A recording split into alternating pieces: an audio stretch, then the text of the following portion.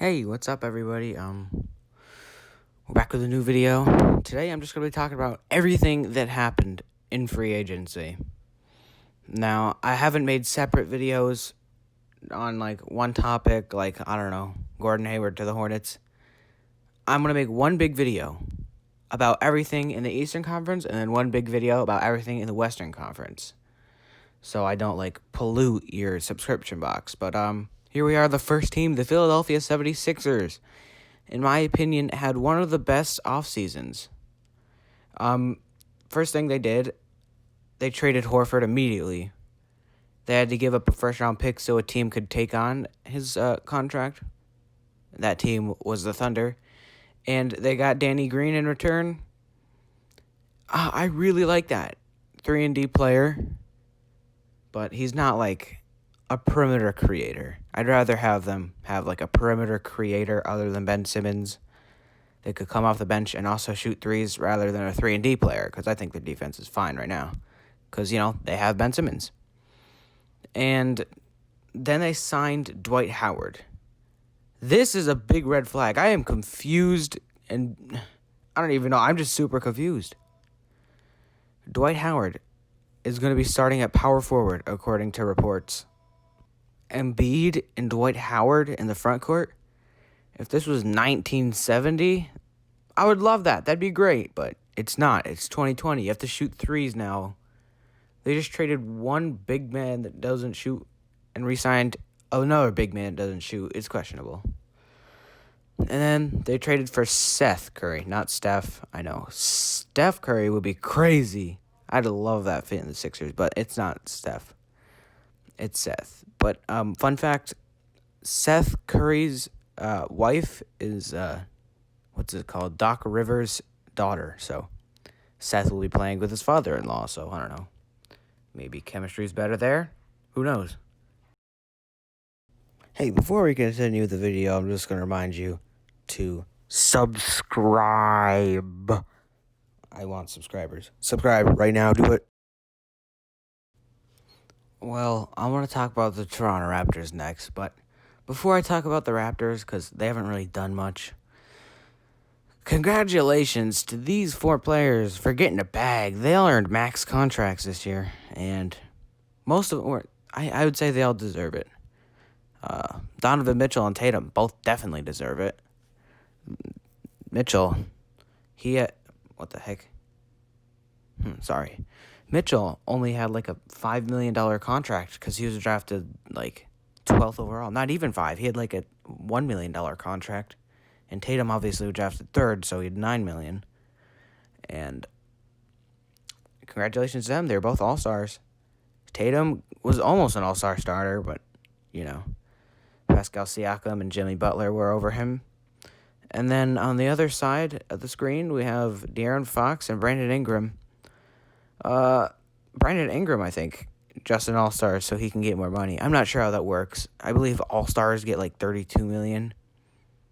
No, that's not true. And then regular players get 25. I'm not sure.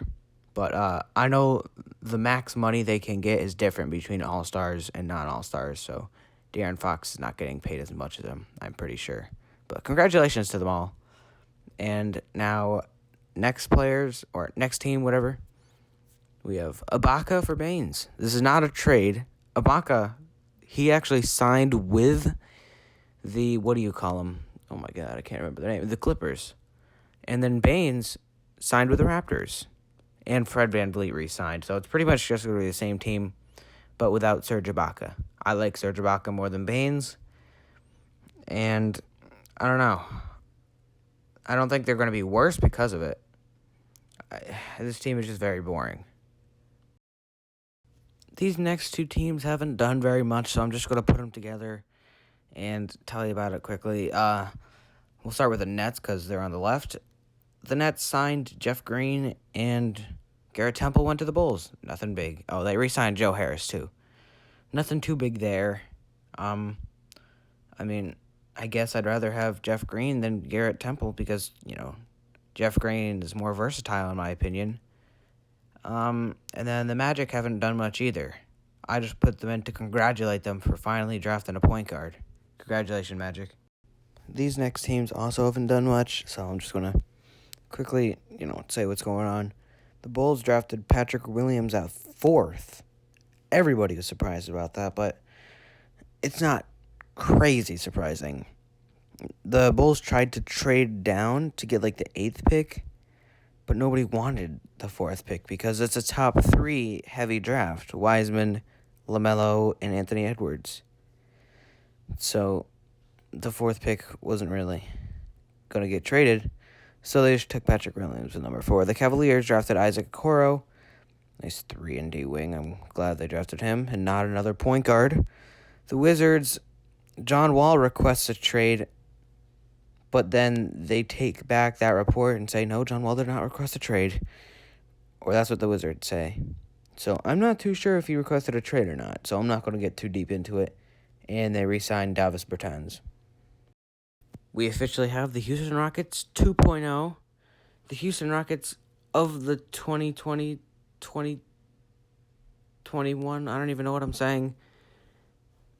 The Hawks just have a bunch of shooters, no defense, and Clint Capella.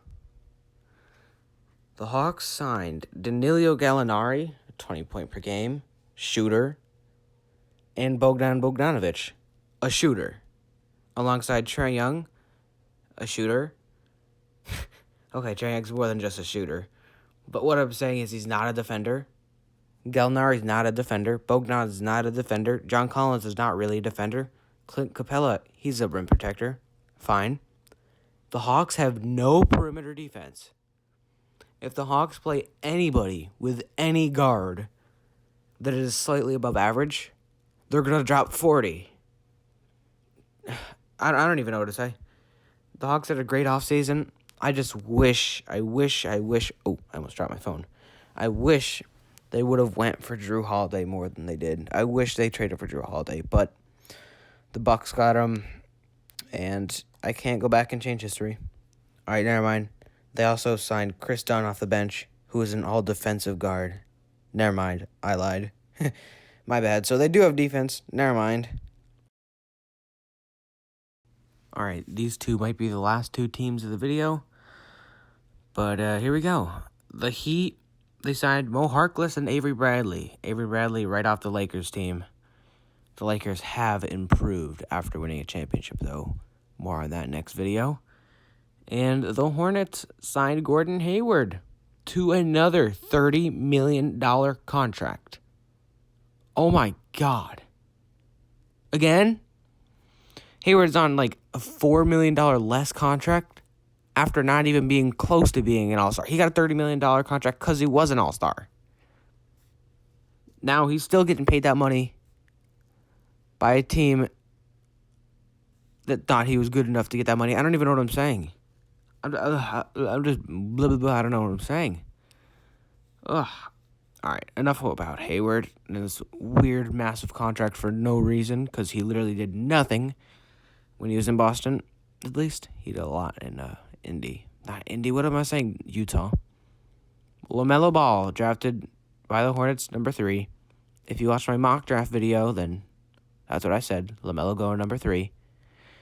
But now, the Hornets turned into the Phoenix Suns. They have 3 point guards. One of them isn't 5'9", but one of them is 6'7". So expect Terry Rozier to get traded if you're a Hornets fan. But congratulations on LaMelo Ball. Hopefully it works out well for you.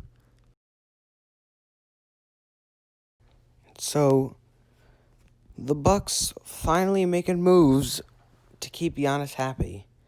They're trying to trade for a 3rd star to keep Giannis in Milwaukee because, if they do nothing.